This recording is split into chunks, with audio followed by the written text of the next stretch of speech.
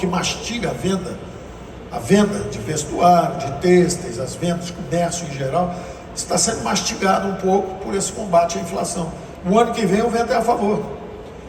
Então não há razão nenhuma para levar pessimismo para o ano que vem. Primeiro eles falaram que era o populismo fiscal, aí vai ser o primeiro superávit em 13 anos. Aí a conversa já passou, não, é o juro alto é que vai frear a economia. Já não freou, porque já vai crescer entre 2,5% e 3% esse ano. O ano que vem vai crescer de novo, porque já tem uns investimentos encomendados, aqueles 900 bi.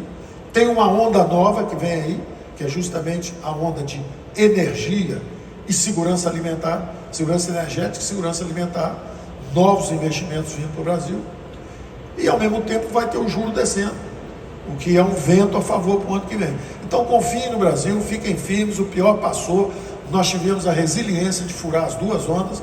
A primeira onda foi justamente o Covid, que foi a mais terrível, porque morreram pessoas, atingiram nossas famílias, nossos amigos, nossas empresas, mas nós atravessamos, e agora nós já estamos atravessando a segunda, que é essa guerra que está lá fora, que pode até continuar. E a Primeira e a Segunda Guerra Mundial ofereceram uma oportunidade para que os Estados Unidos surgisse justamente como uma grande potência, porque era uma nação muito rica em recursos. E o esforço de reconstrução da Europa foi a grande oportunidade americana de surgir como uma nação muito rica em recursos. Pois bem, o Brasil está sendo convocado agora, porque eles precisam de segurança energética, precisam de segurança alimentar, precisam do hidrogênio verde para o futuro, precisam de energia barata, precisam de tudo que nós temos. Então é uma oportunidade para nós, é uma tragédia humana que a guerra esteja por aí, é uma confusão, mas lembrem-se, o mundo jamais será o mesmo. As cadeias produtivas vão ter que ser reconfiguradas. E nós que estamos voltando da clínica de reabilitação, estamos chegando às 3 da manhã, baile funk, tiro, polícia chegando, todo mundo bêbado, e nós estamos arrumadinhos. Estamos sem déficit, estamos com a política fiscal boa, estamos com a inflação descendo, estamos com a economia crescendo, estamos com o desemprego caindo. Então, força, vamos em frente, vota com juízo.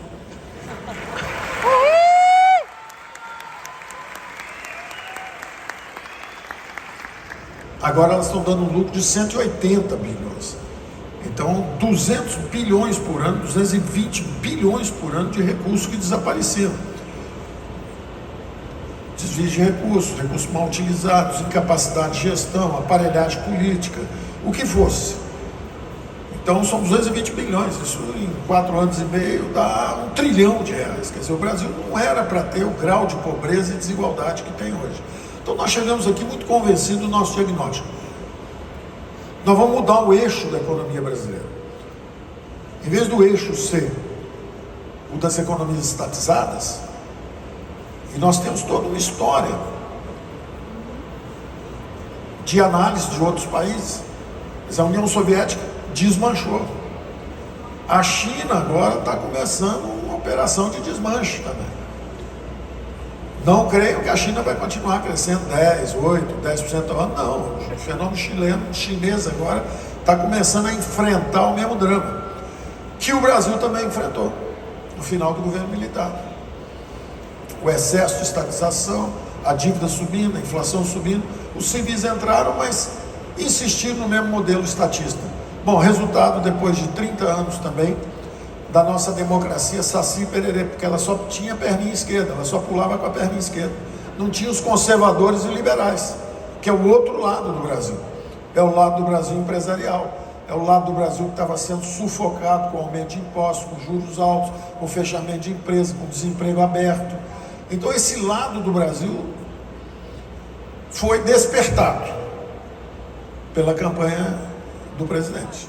Então os gastos do governo, déficit estava em 2%, primeiro ano puxamos para 1%. Chegou a doença, foi a 10,5%, porque nós lutamos contra a doença. No ano seguinte caiu para 0,4%, e esse ano é o primeiro superávit em 13 anos.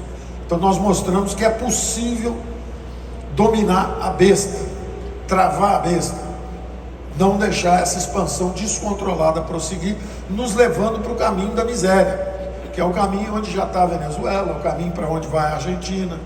É o caminho que a América Latina está desmanchando aos nossos olhos. Nós estamos vendo como o Brasil estava desmanchando aos poucos. Um país que crescia 7,5%, final do regime militar já estava 5, primeira década, depois da redemocratização, já foi 2,5 de média em 10 anos, e a última década agora já foi 0.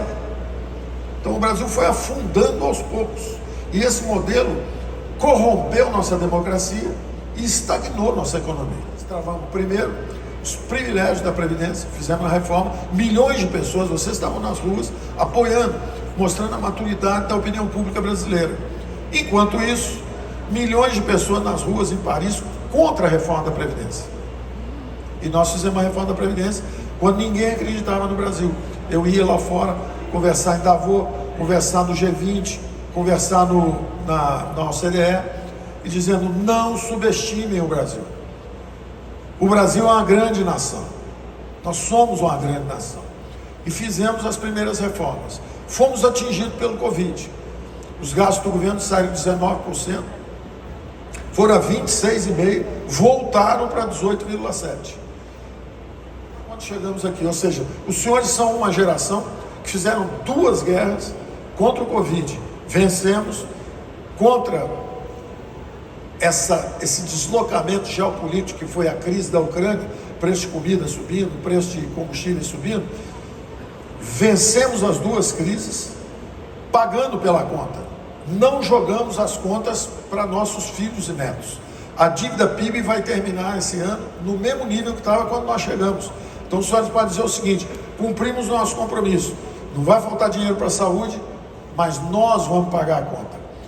Alguns perderam a vida, alguns perderam as empresas, mas a economia se recuperou. Do fundo do poço até agora, nós criamos 16.700.000 empregos. Nós estamos criando mais emprego que a economia americana. Os americanos criaram 5.900.000 empregos. Nós criamos isso de empregos formais, mas criamos quase 10 milhões de empregos informais. Nós estamos criando 700.000 empregos por mês. 200, 300 formais e 400, 500 informais. Então o Brasil está decolando de novo. Estão errando todas as previsões. Previram que o Brasil ia cair 10%, 9,7%. Quem caiu 9,7% foi o Reino Unido. Itália caiu 8,7%, França caiu 7,6%, Alemanha caiu 5,6%, Japão caiu 4,5%, Brasil caiu 3,9%, caiu menos do que todos. Depois previram que o Brasil ia ficar em depressão. Eu dizia que o Brasil ia voltar em V, voltamos em V. Depois que não ia haver crescimento no ano seguinte, que era esse agora, crescemos 4,5%, já estamos em 2,6%. Se não crescer nada até o fim do ano, 2,6%. Mas nós vamos crescendo, nós sabemos disso. O Auxílio Brasil está entrando agora, as prestações estão começando a entrar. O setor serviço voltou, retorno seguro ao trabalho, todo mundo vacinado, bombando o setor de serviço. Vocês estão vendo isso, vocês estão vivendo isso. Vocês são testemunhas de que estão melhorando as vendas. Vem o Black Friday, vem a festa de fim de ano, vem a Copa do Mundo, está tudo vindo por aí no caminho ainda. Então o Brasil vai continuar subindo, pode chegar a 3% esse ano. O desemprego era 9% quando chegamos aqui, foi a 15%, 14,9% com o Covid. Voltou para 12%, 11%, 10%, 9% e vamos terminar o ano com 8% de desemprego. O menor nos últimos 15 anos. Então, confiem no Brasil. Vocês estão fazendo a diferença. Nós somos átomos que raciocinamos. Eles dizem que nós vamos dar errado e nós estamos respondendo a cada ano. Chegamos aqui, o Brasil estava derrubado, estava no chão, quebrado, as empresas estatais quebradas, fundo de pensão quebrado, tudo desorganizado, tudo fora do lugar. Levantamos o Brasil, o Covid derrubou de novo, levantamos de novo, já estamos em pé outra vez e já estamos crescendo. Com as reformas que nós fizemos durante a pandemia, porque nós não paramos, nós estamos combatendo a doença e ao mesmo tempo combatendo o problema econômico. Fizemos reformas estruturais, 5G, telecomunicações, saneamento, setor elétrico, cabotagem. Cada desregulamentação dessa, vou dar um exemplo, nós temos um excepcional ministro, já passou das 6, o horário era 6 afinal, que aí eu posso pedir voto de infraestrutura, candidato a governador, eu certamente votaria nele, é um espetáculo, um cara capaz, craque, vocês vão ter a possibilidade de ter um excepcional governador. O que acontece? Orçamento, 9 bilhões, só uma empresa, SEDAI, que nós privatizamos, mobilizou 50 bilhões. 20 bilhões para o Estado e mais 30 bilhões de compromisso de investimento para os próximos 10 anos. Então, o que nós fizemos? Nós trocamos o eixo da economia brasileira. Por que estão errando as previsões? Metade porque é a narrativa política. Não é? Narrativa política. Se vocês olharem nos jornais, 80% dos fatos são negativos. 20% dos fatos são bons, das notícias. Agora, se você olhar na realidade da economia, 80% das notícias são boas, gerando emprego, crescendo, diminuindo desemprego, o reserva fiscal está forte, 5.500 cidades entraram no azul, 26 estados, todos com as contas em dias, pagaram 13º, pagaram fornecedores. O que é isso? É resultado de uma política econômica. Quer dizer, o que nós fizemos, vocês podem acompanhar, recapitular, quando a doença chegou, nós fomos para o combate. O presidente disse, olha, nenhum brasileiro pode ficar para trás. Como é que fica o jovem que vende uma garrafa de água num jogo de futebol? Ele trabalha de manhã, ele vai para o sinal vender uma garrafa d'água também, para levar comida à noite para casa. Distanciamento social, como é que eles vão sobreviver? Precisamos protegê-los, são os invisíveis. Digitalizamos 38 milhões de brasileiros e transferimos renda para eles, mais 20 e poucos milhões que estavam em Bolsa Família, subimos também, e protegemos 68 milhões de brasileiros. Então, salvamos vida, vacinamos, essas pessoas ficaram em distanciamento social protegidos com o auxílio emergencial. Mas ao mesmo tempo estavam perdendo empregos em alta velocidade. Perdemos 1.100.000 empregos em 60 dias, empregos formais. Lançamos o benefício emergencial, é o programa de preservação de empregos. Em vez de demitir alguém, desde um pequeno restaurante até uma indústria automotiva, reduz pela metade o horário de trabalho. Em vez de ficar aberto o dia inteiro, que ninguém está indo almoçar ou jantar no seu restaurante, 2 horas antes do almoço, você abre, todo mundo trabalha 2 horas, prepara as refeições, distribui na vizinhança. 2 horas antes do jantar, você abre de novo, prepara as refeições e distribui o jantar à noite. Então, em vez de trabalhar 8 horas por dia, trabalhe 4 horas por dia. Criamos isso, pagamos a outra metade do salário. Resultado, 11 milhões de CPFs, nós temos cada um deles protegidos, empregos preservados. Isso vale para tudo. Eu fui passar 4 dias de férias num hotel no Nordeste. Quando eu entrei, o jardineiro falou, olha, o dono do hotel fechou, mandou todo mundo embora. Uma semana depois vocês criaram esse programa, chamou todo mundo de volta, continuando trabalhando meio expediente, recebendo a outra metade do salário. Muito obrigado. O senhor nos ajudou a manter a sanidade, a manter a força durante a crise. Então, 11 milhões de empregos protegidos. Nós somos 106 milhões em população economicamente ativa. 46 milhões são funcionalistas, são CLT. 40 milhões são os invisíveis. Para cada um que tem um emprego CLT, tem um desempregado, porque um custa 2. Você para pagar 1.000, vocês sabem disso bem, para pagar R$1.100 de salário, custa 2.000, quando você coloca todos os custos dentro. Então tem 40 milhões com carteira, 40 milhões sem carteira. 13 milhões são funcionalismo público, sobram 33 milhões. Desses 33 milhões, 11 milhões receberam o nosso benefício emergencial. 1/3 da mão de obra empregada no Brasil teve seus empregos protegidos. Então o Brasil caiu durante 2 meses, bateu no fundo e voltou em V com força, começou a voltar. No final do primeiro ano já tínhamos gerado 1 milhão de empregos.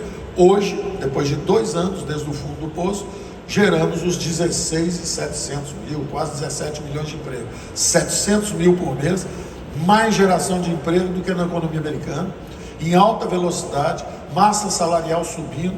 O Brasil já está voando de novo, já estamos crescendo. E graças às reformas que nós fizemos no marco regulatório, ou seja, 5G, telecomunicações, energia elétrica, cabotagem, infraestrutura, portos, aeroportos, todas essas concessões, graças a isso, nós já temos contratados 900 bilhões de reais de investimento para os próximos 10 anos. São 10 Tarcísios por ano. Se o Tarcísio vier aqui e for eleito governador, porque ele é espetacular, deve ganhar essa eleição aqui, porque é um craque. que vai acontecer? Nós já temos 10 Tarcísios por ano de investimento privado entrando para garantir o crescimento econômico brasileiro. O Brasil está condenado a crescer. Vai ter inflação mais baixa que os Estados Unidos. Hoje, se você pegar o acumulado do ano, o Brasil está abaixo do G7. Estados Unidos, Inglaterra, Alemanha, França, está todo mundo, Reino Unido, todo mundo para cima com a inflação. A nossa é mais baixa. E se você pegar o crescimento, Estados Unidos indo para a recessão. Recessão no primeiro semestre. China, recessão no primeiro semestre. E o Brasil crescendo também mais do que os países do G7. Então, confiem no Brasil. O Brasil está forte, o fiscal está no lugar certo. Nós somos uma geração que pagou pela guerra. Vocês podem olhar para os filhos. Nós não empurramos a conta para o futuro. Feito governos anteriores, endividamento em bola de neve. A dívida de 800 bi para 1 tri, 2 tri, 4 tri, 5 tri, 6 tri. Nós travamos. A dívida PIB está travada. Ela foi lá em cima com a guerra, mas desceu de novo, porque nós soubemos fazer as despesas corretas. Está aqui o dinheiro da saúde, mas não pode ter reajuste durante 1 ou 2 anos para a máquina. Nós estamos em plena guerra, não faz o menor sentido para um funcionalismo que teve um aumento de salários 50% acima da inflação ao longo de 17 anos. 160 mil funcionários públicos, novos funcionários contratados. Nós, ao contrário, 40 mil se aposentaram e nós demos um choque digital. O Brasil é hoje o melhor governo digital das Américas, pelo ranking do Banco Mundial. Nós estamos à frente dos Estados Unidos, nós estamos à frente do Canadá. Horas, pela primeira vez na história brasileira, você abriu uma... Porque antes você tinha que ir na junta comercial da prefeitura, você tinha que avisar também a Receita Federal, você tinha que... Agora você vai num lugar só, notifica. Aliás, você abre a empresa primeiro. Primeiro você abre. Nos próximos 6 meses você avisa a gente que você existe e abriu a empresa. Em vez de ter que pedir o direito de abrir a empresa, é o contrário. Você já tem o direito, abra a empresa e avisa a gente depois. Então nós estamos realmente, com a expressão que o presidente popularizou, tirando o governo do cangote do povo. Nós queremos reduzir e simplificar os impostos. É muito difícil. É muito difícil, você precisa de uma base parlamentar alinhada, que vai atacar. Nós estamos conseguindo agora acertar a nossa base. Por exemplo, volta e meia, acontece um problema de falta de encaixe. Hoje mesmo aconteceu um problema desse. Hoje mesmo estavam falando assim, farmácia popular. Pô, o presidente tem um compromisso com os mais frágeis. Ele mais do que triplicou o Auxílio Brasil, quer dizer... Eram R$200 os antigos programas de transferência de renda. Nós tínhamos um programa de renda básica. Quando a doença chegou, nós puxamos nosso programa e virou o auxílio. 3 vezes maior, nunca se transferiu tanta renda para os mais frágeis. Então, já estamos ajudando lá. De repente, os políticos pediram a RP9, pediram uma verba para poder manobrar. É natural, qualquer país do mundo. Quem decide o uso de recursos políticos, o uso de recursos públicos, é a política. No Brasil, 96% do orçamento é carimbado. Então fica essa briga feroz que vocês estão vendo por 4% do orçamento. O pau come por 4%. Se tivéssemos o que também defendemos, que é a carteira verde e amarela. Todo mundo que quiser trabalhar no sistema azul, com garantias, com legislação trabalhista, com justiça trabalhista, pode trabalhar. Agora, e quem quiser trabalhar num novo sistema, que o presidente sempre falou desde a outra campanha eleitoral. Ele falava assim, olha, tem sistemas, tem regimes trabalhistas que dão muitos direitos, mas não conseguem criar tanto emprego. E tem outros regimes que conseguem gerar muito emprego. Exemplo, o mercado norte-americano. O que acontece lá? Você tem um salário hora, ponto. Se você quiser trabalhar sábado, domingo, o problema é seu, você trabalha. Então chega às vezes da Nigéria, lava prato de dia, de noite ele é disc jockey, depois de 1, 2 anos aprender inglês, ele vai aluga um táxi, quer dizer, funciona como chofer de táxi. Depois de 4 anos ele é proprietário do táxi, depois de 6 anos ele já trouxe a família toda, e quando você volta lá 10, 15 anos depois, ele está totalmente... Tem casa própria, tem carro, trouxe a família inteira, porque ele tem o direito de trabalhar, sem os encargos trabalhistas, sem a legislação, sem aquele negócio todo. Então nós temos que criar esse direito para os invisíveis, é a carteira verde e amarela. Nós temos que criar isso. Nós tentamos fazer isso no primeiro mandato, não conseguimos. Eu até digo, me cobram às vezes, você sempre escreveu 20, 30 anos contra a reeleição. Eu realmente acho que a reeleição bota um estresse muito grande nos políticos, né? Uma pressão muito grande para tentar ser reeleito, esse tipo de coisa. Agora, eu digo sempre o seguinte, se tivesse tido um Lula, um Fernando Henrique e uma Dilma, um Bolsonaro dava. Com duas Dilma, dois Fernando Henrique e dois Lula, o país já está em rota de crescimento. Não confundam as coisas. Não houve crise nenhuma lá atrás para os outros governos e eles simplesmente afundaram o país, porque o modelo econômico é ruim, é equivocado. Conosco é ao contrário, nós chegamos, a primeira notícia, logo nos primeiros 3 meses, foi o colapso da Argentina. Derrubou 40% das nossas exportações da indústria automobilística para a Argentina. Isso era uma queda de PIB de 0,3 já, de cara. Logo depois teve Brumadinho, mais 0,3 de queda no PIB. Quer dizer, o Brasil, nós chegamos já com o PIB caindo na nossa cabeça, com 2 crises. Chegou no final do ano, nós conseguimos crescer 1,3, ou seja, possivelmente já estaríamos crescendo quase 2%, como eu achava. Logo depois veio o Covid. Nós caímos, mas saímos a 4,5%. E esse ano já estamos chegando a quase 3%. Então o Brasil já se levantou de novo e já está decolando outra vez. Então não vamos nos intimidar com a conversa de que tem crise, populismo fiscal, conversa fiada. Como é que é populista um presidente que não dá aumento de salário em ano eleitoral, quando todos os governadores deram? Como é que é populista um presidente que pela primeira vez na história enfrenta uma eleição com um Banco Central independente, ou seja, com um juro mais alto, para proteger a população brasileira, não deixar a inflação subir?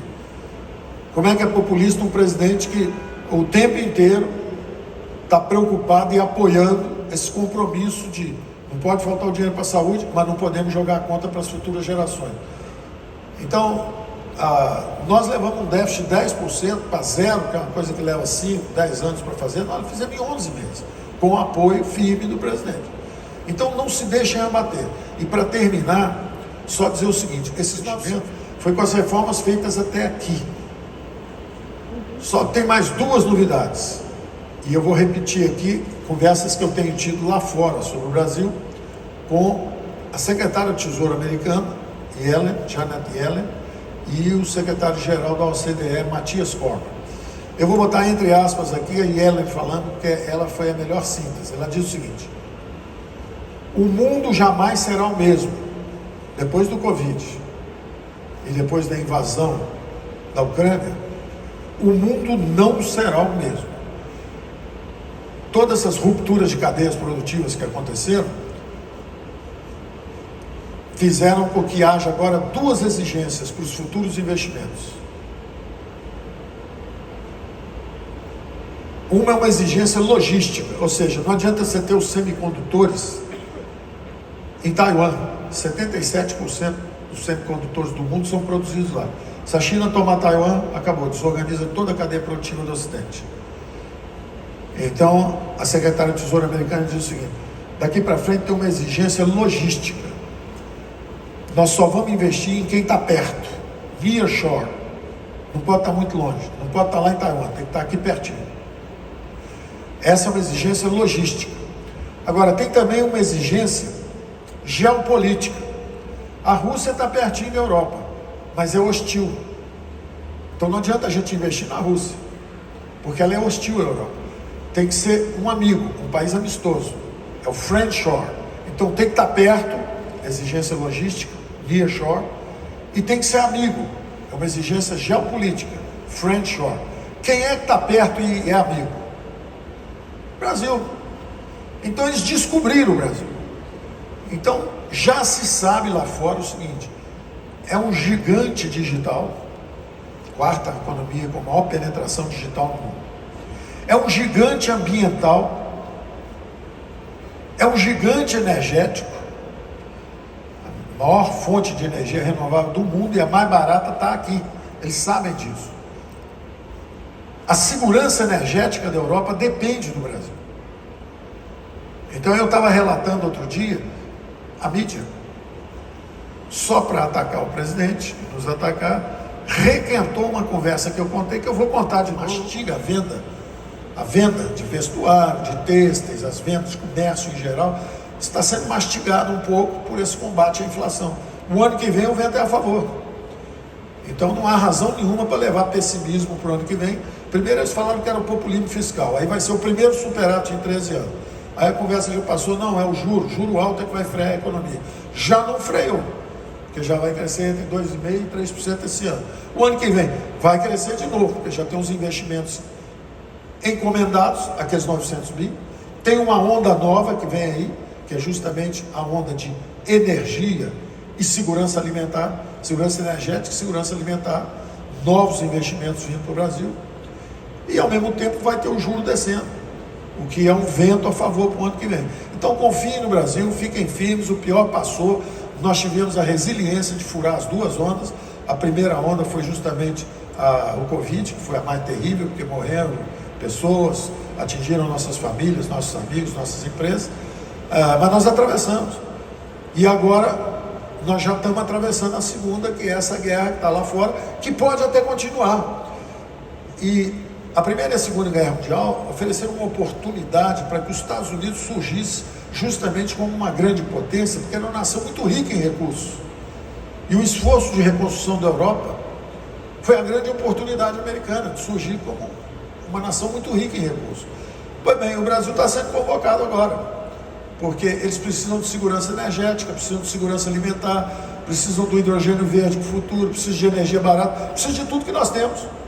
Então é uma oportunidade para nós, é uma tragédia humana que a guerra esteja por aí, é uma confusão, mas lembrem-se, o mundo jamais será o mesmo. As cadeias produtivas vão ter que ser reconfiguradas.